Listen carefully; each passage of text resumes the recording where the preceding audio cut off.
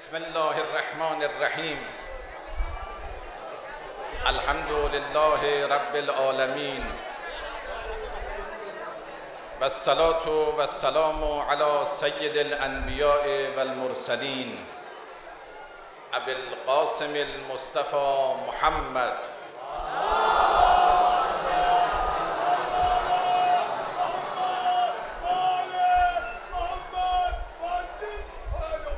و علی اهل بیت الطیبین الطاهرین المعصومین و اللعن الدائم علی اعدائهم اجمعین من الآن الى قیام یوم الدین.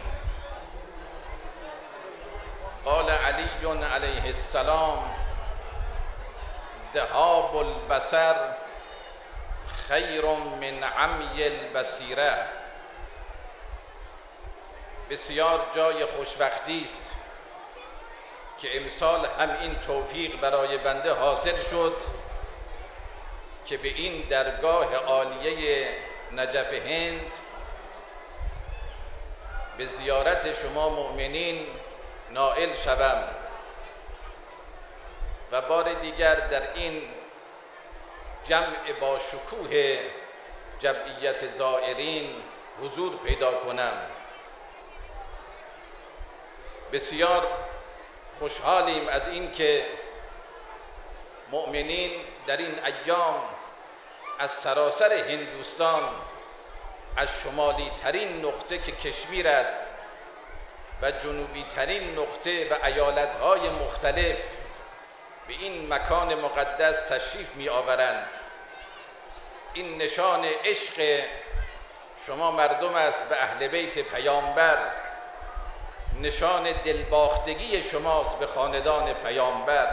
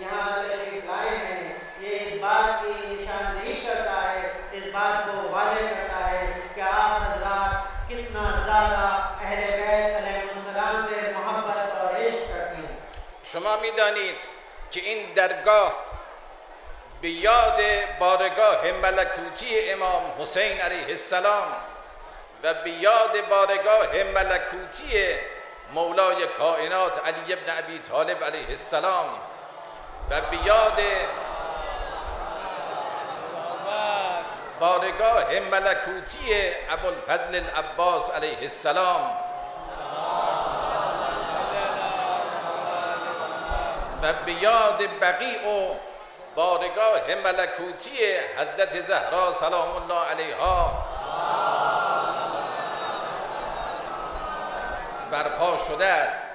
این معنایی دارد، یک پیامی دارد. پیامش این است: در حقیقت کسانی که این درگاه را ایجاد کردند خواستند بفهمانند که ما عاشقان حسین علیه السلام، ما عاشقان اهل بیت علیهم السلام اگر دسترسی نداریم به زیارت اون بزرگواران نائل بشویم، اما به یاد اونها این بنا را ایجاد کرده ایم و به عشق اونها و به یاد اونها در اینجا جمع میشویم و اظهار محبت و مودت و اطاعت نسبت به خاندان عصمت و طهارت داریم.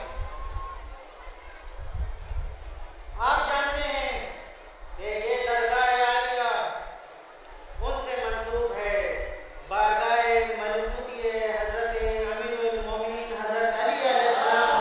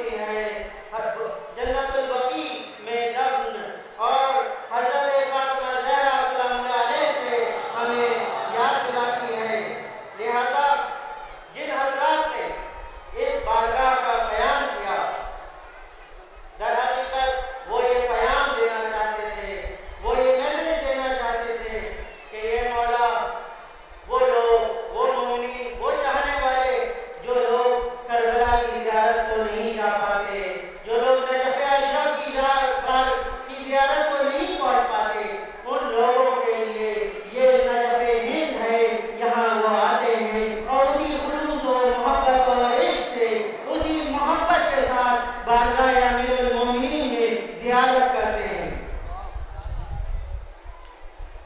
در حقیقت اون چه که در اینجا اتفاق می افتد هر سال بسیار قابل تقدیر و قابل ستایش است. شما ببینید در این هوای گرم از سراسر هندوستان به اینجا تشریف آوردند، سختی ها و دشواری های سفر را به تن تحمل کردند. در این شرایطی که امکانات بسیار کمی است، اما در عین حال مسئولین اینجا مخصوصاً جناب آقای چودری عروج عالم و جناب آقای وصال مهدی و دیگران همه منتظمین و جوانان عاشق و متدین این شرایط رو فراهم کردند، امکانات رو فراهم کردند تا زائرین بیایند زیارت کنند و به یاد اهل بیت پیامبر اینجا عزاداری کنند. این بسیار ارزش دارد، بسیار امر مهمی است، قابل تقدیر است، قابل ستایش است. این مظهر عشق و علاقمندی مردم است به اهل بیت علیهم السلام. حقیقت یہ ہے کہ یہ جو سالانہ اجتماع یہاں ہوتا ہے اور ہندوستان کے کونے کونے سے مومنین یہاں تشریف لاتے ہیں، وہ یہ قابل قدر ہے اور قابل ستائش ہے. اس کی جتنی قدردانی کی جائے وہ کم ہے، کیونکہ اس گرم موسم میں، اس گرم آب و ہوا میں لوگ اتنے دور و دراز سے یہاں تشریف لاتے ہیں، سفر کی تمام سختیوں کو تحمل کرتے ہیں اور یہاں زیارت کے لیے تشریف لاتے ہیں. جبکہ یہاں آرام کا بہت زیادہ انتظام نہ ہونے کے باوجود بھی، تمام امکانات نہ ہونے کے باوجود بھی، یہ ان کا عشق ہے، محبت ہے کہ وہ یہاں تشریف لاتے ہیں. اور حقیقت یہی ہے کہ قدردانی کے لائق ہیں یہاں کے منتظمین، مخصوصاً صدر محترم جناب چودھری سید عروج عالم صاحب اور وصال مہدی صاحب اور تمام منتظمین حضرات جو یہاں کسی طرح سے بھی اپنی خدمات انجام دے رہے ہیں. جوانوں کی جو خدمات ہیں اور تمام مومنین حضرات، یہ سب لائق قدردانی ہیں. ان لوگوں کی بے پناہ محبت ہے، کوشش ہے کہ یہ زائرین جو دور دراز سے تشریف لاتے ہیں یہ یہاں زیارت کے لیے آئیں اور ان کے لیے یہاں تمام سہولیتوں کا انتظام کریں. یہ اس بات کی طرف نشاندہی کرتی ہے کہ آپ مومنین کس قدر اہل بیت علیہ السلام سے محبت کرتے ہیں اور کتنے عاشق اہل بیت علیہ السلام ہیں. آپ لوگ دور دراز سے تشریف لاتے ہیں کہ یہاں زیارت کریں اور اہل بیت علیہ السلام کی یاد میں یہاں عزاداری کریں. اما اونچه که امروز میخواهم به شما عرض بکنم چند تا مطلب هست.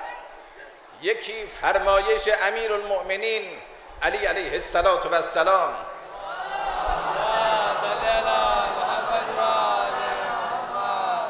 حضرت میفرمایند ذهاب البصر خیر من عمی البصیره. این یک فرمایش بسیار مهمی است از مولای کائنات. حضرت میفرمایند اگر انسان چشم را از دست بدهد و بصر را از دست بدهد، بهتر از این است که بصیرت را از دست بدهد.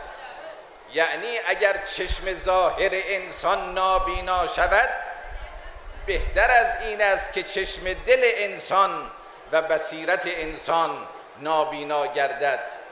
این یک موضوع مهمی است که من امروز میخواهم درباره او برای شما سخن بگویم. حالانکہ آپ حضرات کی خدمت میں کچھ نکات عرض کرنا چاہتا ہوں. حضرت امیر المومنین علی علیہ السلام فرماتے ہیں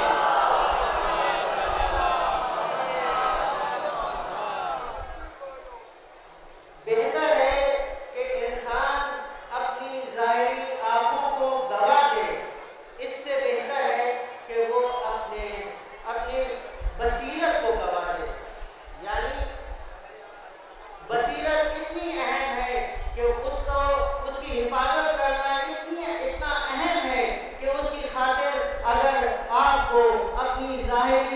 आंखें गंवाना पड़े तो गंवा देना चाहिए, ज़ाहिरन नाबीना हो जाए तो हो जाना चाहिए, लेकिन अपनी बसीरत को न खोने देना चाहिए. ببینید ممکن است این سوال برای شما پیش بیاید که در طول تاریخ بعد از پیامبر اسلام چه اتفاقی افتاد که امت اسلام به این سمت کشیده شدند و به این انحطاط و تنزل اینها کشیده شدند که بعد از مدت کوتاهی در سال 61 هجری همون مردم، همون کسانی که با اهل بیت پیامبر آشنا بودند، همون کسانی که به ظاهر مسلمان بودند، به ظاهر اهل نماز بودند، به ظاهر اهل روزه بودند، اما اونها در سال 61 هجری در صحرای کربلا بهترین امام، بهترین پیشوا، بهترین مقتدا و بهترین الگوی انسانیت و انسان کامل را مظلومانه سر بریدند، مظلومانه او را با لب عطشان شهید کردند. چرا امت اسلام به این سمت کشیده شد؟ چرا جامعه اسلامی اینقدر تنزل پیدا کرد؟ کسانی که امام حسین علیه السلام را کشتند، اینها به ظاهر دم از دیانت و دم از تقوا و ایمان میزدند. علتش چیست؟ من علت این قضیه را امروز میخوام برای شما باز بکنم. मुमकिन है आप हजरात के ज़हनों में ये सवाल उठे कि अगर हम तूल तारीख पर नज़र उठा के देखें तो पैगंबर इस्लाम की रियायत को ज़्यादा वक्फा न गुजरा था कि उम्मत इस्लामी इतना तनज़्ज़ुल का शिकार हुई, इतना पस्त हुई, इतना गिर गई कि नवासे रसूल को सन 61 हिजरी में कत्ल कर दिया, उनके सर को कलम कर दिया. आखिर क्या वजह थी कि ज़्यादा वक्फा ना गुजरा था? वही उम्मत जो उम्मत इस्लामी कहलाती थी, वही लोग जो मुसलमान कहलाते थे, वो लोग नमाजी थे, रोज़ेदार थे, लेकिन उन्हीं में से कुछ लोग इस कदर गिर गए, इस कदर उम्मत इस्लामी तनज़्ज़ुली और पस्ती का शिकार हो गई कि वो ज़्यादा वक्त ना गुजरा. सन 61 हिजरी में करबला के मैदान में नवाज़ रसूल के सामने सीना ताने खड़े थे और नवाज़ रसूल को का सर कलम कर दिया और उन्हें शहीद कर दिया. बज़ाहिर में ये लोग मुत्तकी थे, ये लोग ईमान वाले थे, ये लोग मुसलमान थे, लेकिन क्या वजह हुई कि उम्मत इस्लामी इतना तनज़्ज़ुली का शिकार हो गई?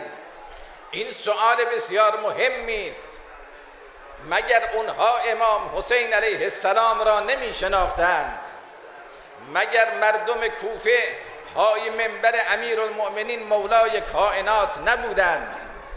مگر اونها زینب کبری را دختر امیرالمؤمنین را نمی شناختند؟ چرا می شناختند؟ اما چرا به اینجا کشیده شد وضعیت دنیای اسلام و اینقدر انحطاط و تنزل حاصل شد که به دست همون مؤمنین، به دست همون کسانی که به ظاهر دم از اسلام میزدند این فاجعه و مصیبت بزرگ اتفاق افتاد؟ چرا؟ دو عامل مهم در این قضیه وجود دارد. ये बहुत अहम सवाल है, मगर क्या उस वक्त के लोग इमाम हुसैन अलैहिस्सलाम को नहीं पहचानते थे? या अहले कूफा ने हजरत आमिरुल मोमिनीन हजरत अली अलैहिस्सलाम के मिंबर से उनकी तकरीरें, उनके खुतबों को नहीं सुना था? क्या लोग हजरत फातिमा ज़हरा को नहीं जानते थे? क्या ज़ैनब कुबरा से आशना नहीं थे? फिर ये क्या हुआ कि इतने कम अरसे में उम्मत इस्लामी इतना तनज़्ज़ुली का शिकार हो गई कि उस सब को फरामोश करते हुए इमाम हुसैन अलैहिस्सलाम जो बेहतरीन इंसान इमाम वक्त थे उनको शहीद कर दिया. इसकी दो अहम वजूहात हैं. دو عامل بسیار مهم وجود دارد. عامل اولش پیروی از هوای نفس، دنیا طلبی، منفعت طلبی است. یعنی مردمی که به ظاهر مسلمان هستند اما دنیا و هواهای نفسانی بر اونها غلبه کرده است، دنیای خودشون رو میبینند، منافع زودگذر این جهان دنیا را در نظر میگیرند. لذا امام حسین علیه السلام فرمود الناس عبید الدنیا و الدین لعق علی السنتهم یحوتونه ما درت معایشهم. امام حسین علیه السلام فرمود این مردم این زمان بردگان دنیا هستند، دلباختگان دنیا هستند و دین یک لغلغه زبان بیشتر برای اونها نیست و اینها تا وقتی که دنیاشون تأمین می شود با دین هستند، اما اگر دنیاشون به خطر بیفتد از دین صرف نظر می کنند. این گرفتاری اول دنیای اسلام اون زمان است. دو اہم وجوہات اس کی ہیں، دو اہم علت اس کی ہیں۔ پہلی وجہ کہ پیروی ہوائے نفس یا دنیا طلبی اگر کسی میں آ جائے تو اس کا یہ نتیجہ ہوتا ہے۔ ظاہر میں وہ لوگ مسلمان تھے، ظاہر میں باتقوا و با ایمان تھے، لیکن حقیقت میں وہ دنیا پرست تھے، دنیا کے پیچھے بھاگ رہے تھے، اپنے منفعت طلبی کے پیچھے تھے، صرف اپنے فائدے کے لیے وہ کام کر رہے تھے۔ لہذا امام حسین علیہ السلام فرماتے ہیں اس زمانے کے یہ لوگ دنیا کے غلام ہو گئے ہیں، یہ لوگ ان لوگوں کے لیے دین لغلغے زبان سے بڑھ کے کچھ نہیں ہے، یہ دین کا یہ صرف زبانی دعویٰ کرتے ہیں کہ ہم مسلمان ہیں، ورنہ یہ واقعہ مسلمان نہیں ہیں، یہ صرف دین کے ساتھ اس وقت تک ہیں جب دین ان کو فائدہ پہنچا رہا ہے۔ ہاں جس وقت انہیں یہ احساس ہو جائے کہ انہیں دین کے نام پہ کچھ قربانی دینی پڑ جائے گی، دین کے نام پہ کچھ نچھاور کرنا پڑ جائے گا، تو یہ دین کو چھوڑ کے بھاگ جائیں گے، کیونکہ یہ دنیا کے پیچھے بھاگ رہے ہیں، یہ صرف دنیا طلب ہے۔ ما درسی که میتوانیم از این قضیه بگیریم این است ای مؤمنین، ای زنها، ای مردها، دینداری با دنیا طلبی جمع نمی شود. اگر کسی میخواد که دیندار باشد تمام وجودش باید عشق به دین و به خدای عالم و پیامبر و اهل بیت باشد. دنیا را باید آباد بکنیم، به دنبال کار و تلاش باشیم، اما دلبستگی به دنیا مذموم است. نباید برای دنیا از دینمون بگذریم. اس سے ہمیں یہ سبق حاصل ہوتا ہے، اے مومنینوں، اے مومنین، اے خواتین و حضرات، اس سے ہمیں ایک اہم درس حاصل ہوتا ہے، اور وہ یہ ہے کہ دنیا طلبی، دنیا دین کے ساتھ دونوں کو ایک ساتھ جمع نہیں کیا جا سکتا۔ جو دیندار ہے اسے دنیا کے پیچھے نہیں بھاگنا چاہیے۔ اگر کوئی چاہتا ہے کہ دیندار ہو، با ایمان ہو، تو اسے پیغمبر اسلام کے اہل بیت علیہ السلام کے ساتھ ہونا چاہیے، ان کے راستے پر چلنا چاہیے، ان کی پیروی کرنا چاہیے۔ ہاں اس دنیا میں اپنی ضرورتوں کو پورا کرنے کے لیے کوشش کرنا چاہیے، شغل کے لیے کوشش کرنا چاہیے، لیکن اس کو اپنا ہدف اور مقصد زندگی نہیں بنا لینا چاہیے، اس کی خاطر دین کو پامال نہیں کرنا چاہیے، بلکہ وہ دین کا جز ہے اور دین کی خاطر ہمیں اس کو حاصل کرنا چاہیے۔ عامل دوم برمیگردد به عدم بصیرت. بصیرت بسیار مهم است. فرق است بین علم و دانش و بصیرت. دانش آگاهی است اما بصیرت بیداری است. در حقیقت بصیرت است در وجود انسان که میتواند راه حق را از باطل تشخیص بدهد. اگر بصیرت نباشد هرچند انسان علم زیادی داشته باشد در فراز و نشیب‌های زندگی و دنیا نمیتواند راه حق را از باطل تشخیص بدهد.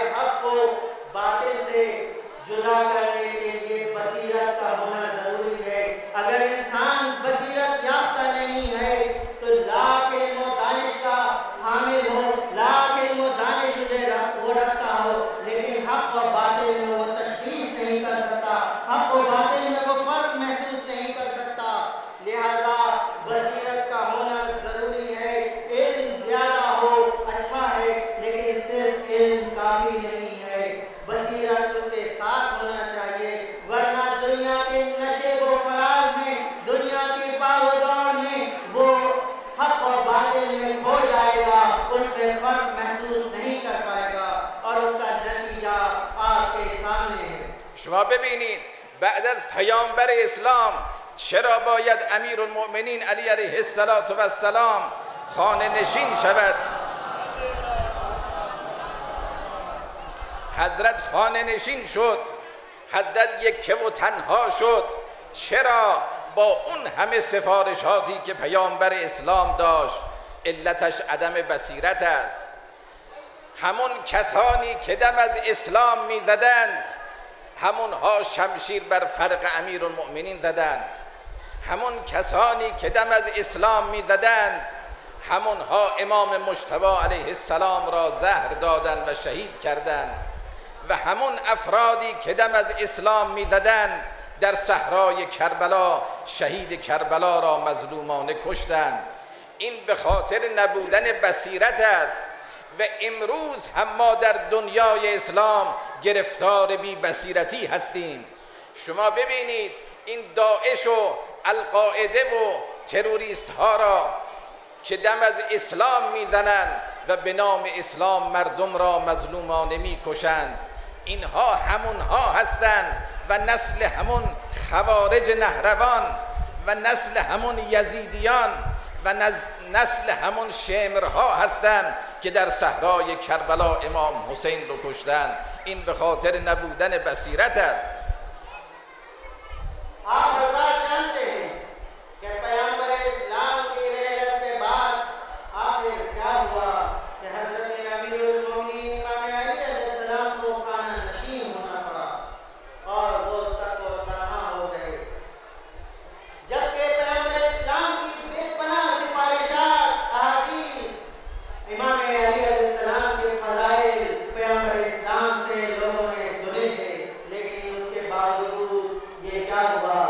اس کی وجہ یہی تھی کہ لوگوں کے پاس بصیرت نہیں تھی، وہ بصیرت یافتہ نہیں تھے۔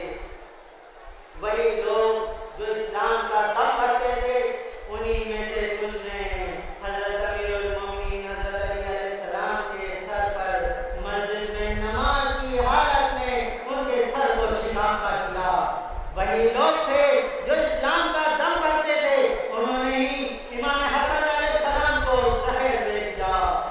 یہ وہی لوگ تھے جو اسلام کا دم بھرتے تھے، انہوں نے ہی کربلا کے میدان میں امام حسین علیہ السلام کو کربلا کی تپتی ہوئی زمین پر شہید کر دیا۔ آخر کیا وجہ ہے؟ اس کی وجہ صرف اور صرف یہی کہ بصیرت یافتہ نہیں تھے۔ اور آج بھی دنیا اسلام اس سے بچا ہوا نہیں ہے۔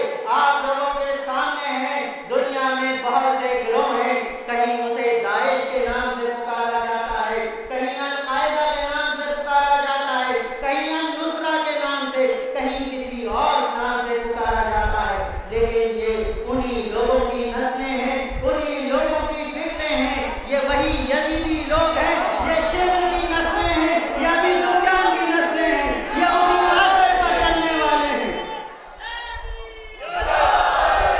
لبیک یا حسین، لبیک یا حسین،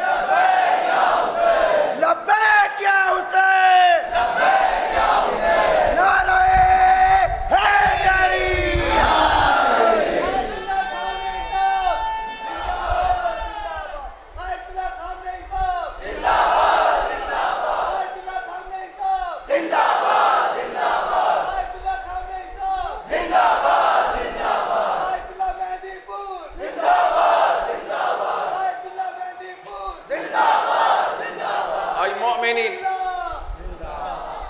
ای مؤمنین، ای عزاداران، ای کسانی که از راه دور و نزدیک به این مکان مقدس آمدید به یاد امام حسین علیه السلام، این رو بدانید امروز دنیای اسلام گرفتار نزاع و خونریزی هاست. امروز سرزمین عراق، کربلا و نجف و کاظمین و سامرا هر روز عده‌ای کشته می شوند به دست کسانی که اونها یزیدی هستند، هر چند دم از اسلام میزنند. امروز سرزمین سوریه و شام و مقبره حضرت زینب سلام الله علیها و حضرت رقیه سلام الله علیها، در اون مکانهای مقدس هر روز عده‌ای از مظلومین کشته می شوند.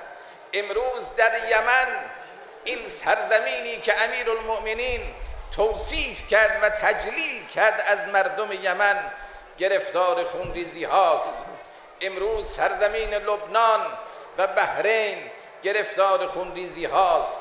آی مؤمنین، ما مصیبت بزرگی داریم در دنیای اسلام و این به خاطر نبودن بصیرت است، به خاطر این است که ما راه حسین علیه السلام را گم کردیم، راه امیرالمؤمنین و اهل بیت پیامبر را گم کرده ایم و گرفتار بی بصیرتی شدیم. اے مومنین، اے عزاداران امام حسین، اے وہ لوگوں جو زیارت کے لیے نزدیک و دور سے یہاں تشریف لائے ہیں، اے مومنینوں جو امام حسین علیہ السلام کی زیارت کے لیے عزاداری کے لیے یہاں آئے ہیں، آج دنیا اسلام بہت مشکل وقت سے گزر رہا ہے۔ ہر روز نجف ہو، کربلا ہو، سامرا ہو، کاظمین میں مظلوم لوگ، بے گناہ لوگ اپنی جانیں قربان کر رہے ہیں صرف ان اتباع عالیات کی حفاظت کرنے کے لیے۔ آج دمشق میں سیدہ زینب کے روضے کی حفاظت کے لیے چاہنے والے ہر روز اپنی جانیں قربان کر رہے ہیں تاکہ وہاں کی حفاظت کی جا سکے ان لوگوں سے جو انہی خوارج نہروان کی نسل سے ہیں، انہی لوگوں سے ان جگہوں کی حفاظت کرنے کے لیے۔ آج آپ کے سامنے ہے کس طرح یمن میں قتل و غارت ہو رہا ہے، بے گناہ لوگوں کا قتل کیا جا رہا ہے، لبنان میں بے گناہ لوگوں کو مارا جا رہا ہے۔ اس کی وجہ یہ ہے کہ لوگوں نے اس راستے کو بھلا دیا ہے، اس راستے سے بھٹک گئے ہیں جو امیرالمومنین حضرت علی علیہ السلام کا راستہ تھا، وہ راستہ جو امام حسین علیہ السلام کا راستہ تھا، وہ راستہ جو پیغمبر اسلام اور اہل بیت کا راستہ تھا، لوگ اس راستے سے منحرف ہو گئے، اسی وجہ سے وہ راستے کو گم کر گئے ہیں اور یہ نتیجہ آپ کے سامنے ہے۔ البته بسیار جای خوشحالی است و اون از این جهت است که در طول تاریخ علی رغم دشمنی هایی که علیه اهل بیت پیامبر داشتند، علی رغم مخالفت هایی که با اهل بیت پیامبر بود و علی رغم موانعی که برای زیارت مقابر و بارگاه های ملکوتی اهل بیت پیامبر ایجاد کردند، اما روز به روز عشاق اهل بیت زیادتر می شوند. روز به روز دلباختگان به اهل بیت علیهم السلام افزایش پیدا می کند. شما این رو بدانید که امروز در دنیا صدها میلیون نفر عاشق امام حسین و اهل بیت پیامبرند و این بسیار مهم است. لیکن اس کے باوجود خوشحالی کا مقام ہے کہ اگر ہم طول تاریخ پر نظر اٹھا کے ڈالیں تو ہمیں ملتا ہے کس طرح اہل بیت علیہ السلام سے لوگوں نے دشمنی کی، ان سے کینہ رکھتے تھے، ان کی مخالفتیں کی، زیارت اتباع عالیات کے لیے موانع اور رکاوٹیں کھڑی کی، لیکن اس کے باوجود روز بروز عاشقان امام حسین، عاشقان اہل بیت علیہ السلام میں اضافہ ہوتا چلا جا رہا ہے، محبان اہل بیت ہر روز بڑھ رہے ہیں اور آج دنیا کے کونے کونے میں محبان اہل بیت ہیں۔ آج کروڑوں کی تعداد میں اہل بیت علیہ السلام کے چاہنے والے اور پیروکار ہیں۔ شما ببینید همین درگاه عالیه را ببینید، همین نجف هند را ببینید که چقدر صحنه عشق ورزی به اهل بیت علیهم السلام است و من اینجا از فرصت باید استفاده بکنم، از همه مؤمنین در سراسر هندوستان خواهش میکنم که اینجا رو بسازند، کمک بکنند که این بارگاه بسیار با عظمت، با امکانات فراوان، تا اینکه عاشقان اهل بیت علیهم السلام در سال بتوانند بیایند اینجا زیارت کنند، بتوانند اینجا عزاداری بکنند، بتوانند در اینجا ارشاد و موعظه و ترویج دین صورت بگیرد، کمک بکنند به این مکانها. هر سال متمولین، ثروتمندان اگر ثروتشون رو بخشیش و اختصاص بدن به این کار، قطعا امام حسین علیه السلام با کرمی که دارد جبران می کنند، 100 برابر خداوند متعال در رحمت را به روی اونها باز می کند. اور میں اس موقع پہ آپ تمام مومنین کی خدمت میں عرض کرنا چاہتا ہوں جو ہندوستان کے کونے کونے سے یہاں آتے ہیں کہ یہ درگاہ عالیہ نجف ہند جہاں آپ حضرات تشریف فرما ہیں، اور عاشقین اہل بیت کا سمندر یہاں ہر سال جمع ہوتا ہے، زیارت کے لیے آتا ہے. لہذا میں تمام مومنین کی خدمت میں عرض کرنا چاہتا ہوں کہ اس بارگاہ ملکوتی میں اس میں مدد کریں، تعاون کریں کہ اس کو اور زیادہ وسیع کیا جا سکے، اس میں اور زیادہ امکانات فراہم کیا جا سکے، اور اس میں اسے اور زیادہ رونق مل سکے. یہاں ہر سال لوگوں کی خدمت کے لیے مجالسیں برپا ہوں، ارشاد ہو، وعظ و نصیحتیں ہوں، ترویج دین کی خدمتیں یہاں سے انجام پائیں. لہذا یہ تمام مومنین اور عاشقان اہل بیت کی ذمہ داری ہے کہ وہ اس بارگاہ ملکوتی میں مدد کریں. جو حضرات پیسے والے ہیں، ثروت مند ہیں، ان لوگوں کو بھی اس میں مدد کرنا چاہیے. اور یہ بات جان لیجیے، آپ جتنی بھی مدد کریں گے امام حسین علیہ السلام کا کرم اس سے بہت زیادہ ہے. کرم امام حسین آپ کے ساتھ رہے گا اور سینکڑوں مرتبہ، سینکڑوں برابر آپ کو اس کا کرم ملے گا. در رحمت آپ کے لیے کھلا رہے گا. انشاءاللہ اس کام میں کوئی بھی کمی نہیں ہونی چاہیے. شما بیایید امروز با امام حسین علیه السلام معامله بکنید. امام حسین علیه السلام کرمش بی‌نهایت است و انشاءالله مؤمنین کمک بکنند اینجاها به صورت آبرومند ساخته بشود. اینجا حتی باید دانشگاه به وجود بیاد، اسکول به وجود بیاد، حسینیه بسیار بزرگ باز هم بسازند و مکانهای اسکان برای زائرین بسازند، سالن‌های بزرگ بسازند، یک طرح جامعی باشد و یک مرکزیتی برای عاشقان باشد و زیارت اونها و مرکز ترویج دین باشد. آپ حضرات لہذا اس کام میں بڑھ چڑھ کر حصہ لیں، اس میں اپنا تعاون فرمائیں، کیونکہ کرم امام حسین بے پناہ زیادہ ہے. آپ حضرات امام حسین علیہ السلام سے معاملہ کریں، ان سے معاملہ کریں گے تو امام حسین علیہ السلام کا کرم آپ لوگوں کے ساتھ پوری زندگی رہے گا. یہاں پر ایک وسیع پیمانے پر کام ہونا چاہیے. مومنین کے لیے، عاشقان امام حسین علیہ السلام کے لیے، عاشقان اہل بیت کے لیے در حقیقت اسکول ہونا چاہیے، بلکہ یونیورسٹی کا قیام ہونا چاہیے. فاخر اور بڑے حسینیے یہاں ہونا چاہیے. ایک بہت ہی وسیع پیمانے پر یہاں پر شیعوں کا ایک مرکز قائم ہو اور اس میں ہر سال ترقی ہو، بہتری ہو.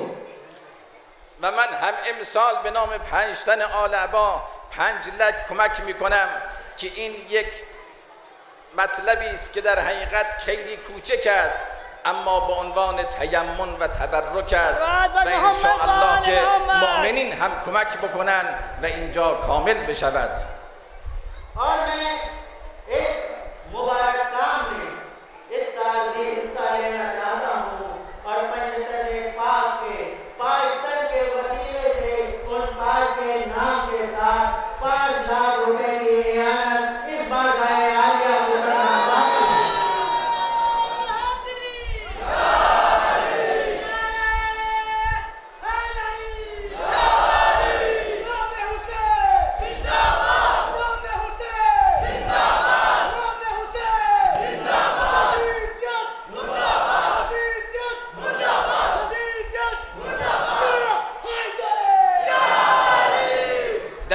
حقیقت شما عاشقین امروز که در اینجا جمع شده اید میخواید بفهمانید که حسین جان، ابوالفضل العباس، زینب جان، ما در اینجا جمع شده ایم تا به اون ندای هل من ناصر ینصرنی تو لبیک بگوییم.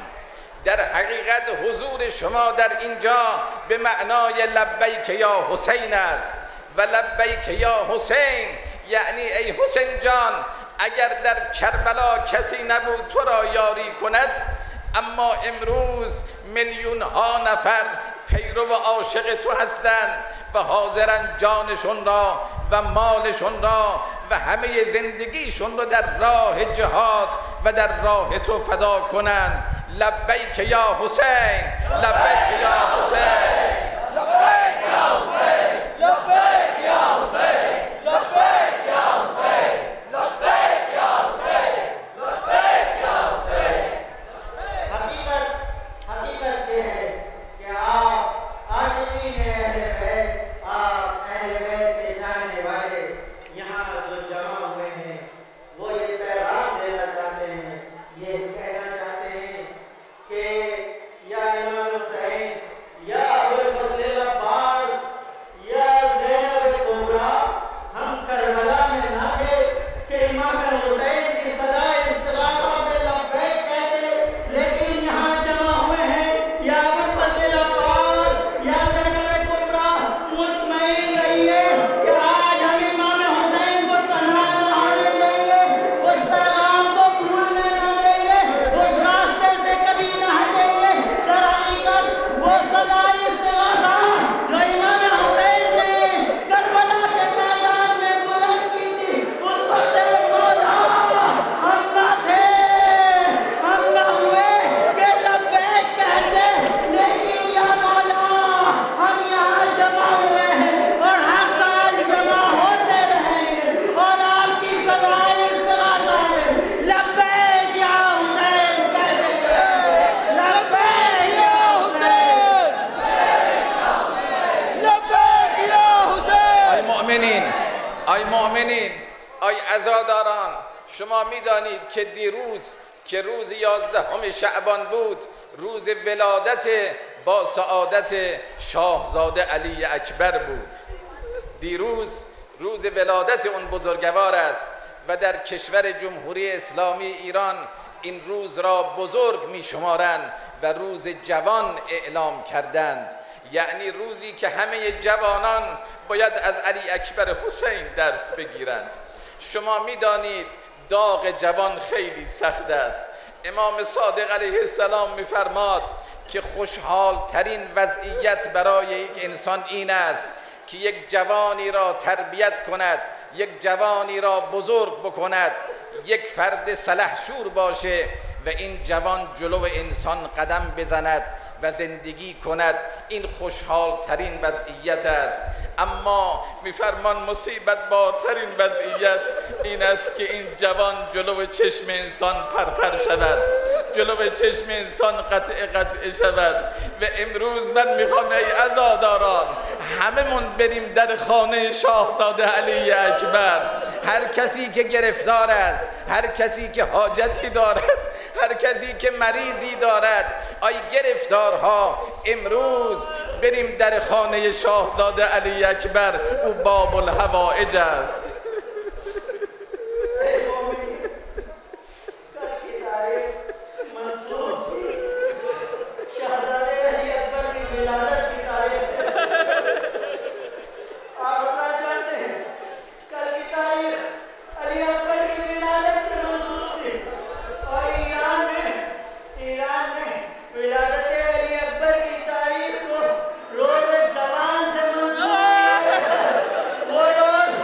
جو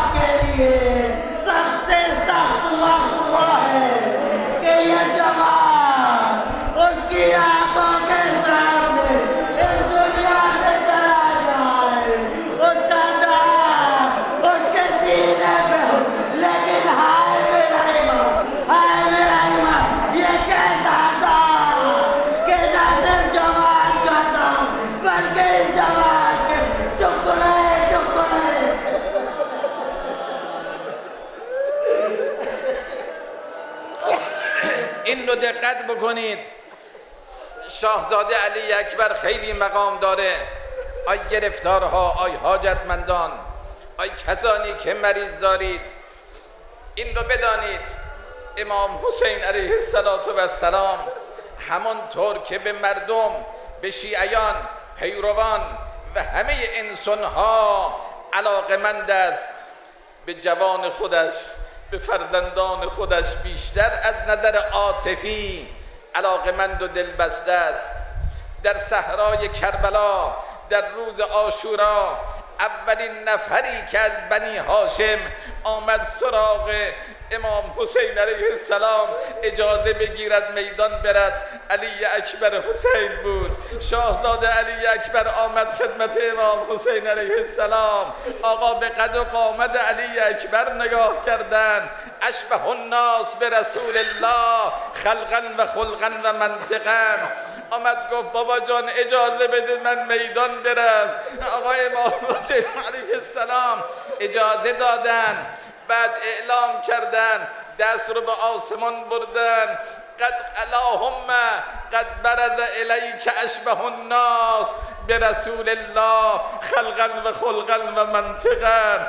خدایا هر وقت ما دلمون برای پیامبر تنگ میشد به قد و قامت علی اکبر نگاه میکردیم. هر وقت که میخواستیم بوی پیامبر رو استشمام کنیم به علی اکبر نگاه میکردیم. اما علی اکبر به میدان رفت. آقای امام حسین علیه السلام نگاه کرد. علی از چشم آقا دور شد به سمت میدان. مقداری جنگ کرد، اما به یک مرتبه صدای علی اکبر بلند شد. یا ابتا العطش قد قتلنی و ثقل الحدید اجحدنی. آتش مرا از پای درآورد، سنگینی اسلحه مرا خسته کرد. امام حسین علیه السلام زبانشون رو در کام علی گذاشتن که بفهمانن علی جان به خدا من حسین است و تشنه ترم.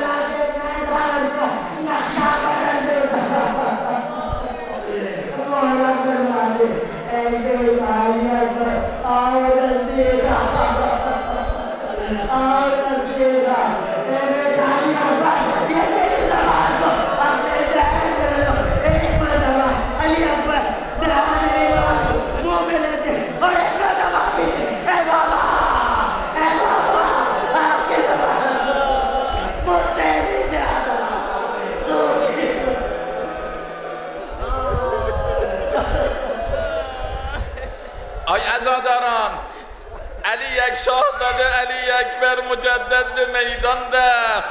دل امام حسین علیه السلام با اوست، اما جنگ سختی کرد شاهزاده علی اکبر، دشمنان را از پای درآورد. اما به یک مرتبه صدای ناله علی اکبر بلند شد: پدرم حسین، یا ابتا، یا ابتا، به دادم برس. که امام حسین علیه السلام مثل شیر زخم خورده به میدان رفت. دید علی اکبر در روی زمین افتاده است. دشمنان محاصره کردند، یکی نیزه میزند، یکی شمشیر میزند. امام حسین علیه السلام اونها را دور کرد، سر علی رو روی زانو گذاشت، صدا زد: علی جان، امیدوارم به زودی به دست جدت پیامبر سیراب بشوی. آی مؤمنین، آی عزاداران، دیگه امام حسین علیه السلام نتوانست به تنهایی جسد علی اکبر را به خیام بیاورد. صدا زد: جوانان بنی هاشم بیایید، علی را بر در خیمه رسانید. اما میدانید زینب مضطرب است، ام کلثوم مضطرب است، مادر علی اکبر مضطرب است. اما دیدن که امام حسین به سمت خیمه آمد، اینها آمدن دور امام حسین. از شاهزاده علی اکبر چه خبر؟ به یک مرتبه دیدن آقا اشکهاش جاری شد، دستش رو به کمر گرفت. اونها صدا دادن: وا محمدا، وا علیا.